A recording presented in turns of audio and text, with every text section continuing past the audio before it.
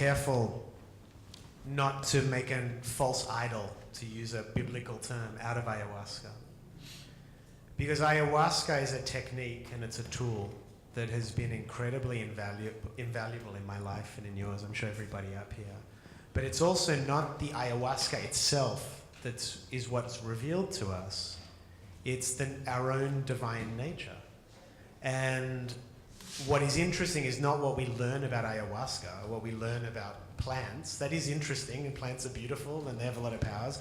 But what we learn about the nature of God and the nature of psyche is really, for me, the real potential of any of these tools that work in an amplified state of consciousness. So I think when you look at all religion, initially stemmed from the type of visionary experience that we're talking about with ayahuasca, in that it was a present moment experience. And it was a moment in which people were asked to renounce what they thought to be true one moment and to embrace something new, to see through new eyes the next moment. Whether that's the Christ, or whether that's the Buddha, or whether that's Krishna on the battlefield in the Bhagavad Gita. We've had this map before, and ayahuasca is showing us the map again. But we have to be careful to realize that it's not a new map. This is a very ancient map, and we have many, many techniques and many masters and many people who have written these maps and have walked these maps.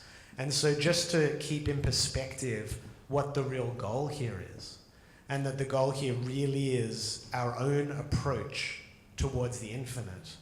And if ayahuasca can be a tool in that transformation, that is a very beautiful thing, but it also there's pitfalls to it, you know, because like any technique, you can become overly dogmatic with your meditation practice, or you become orthodox in your religion, and suddenly you're wounding your psyche in ways you originally tried to be opening it up. So I don't know if I answered your question, but to me, I'm very interested in the whole history of this map and what we can learn from everybody who's come back and has said, have you forgotten?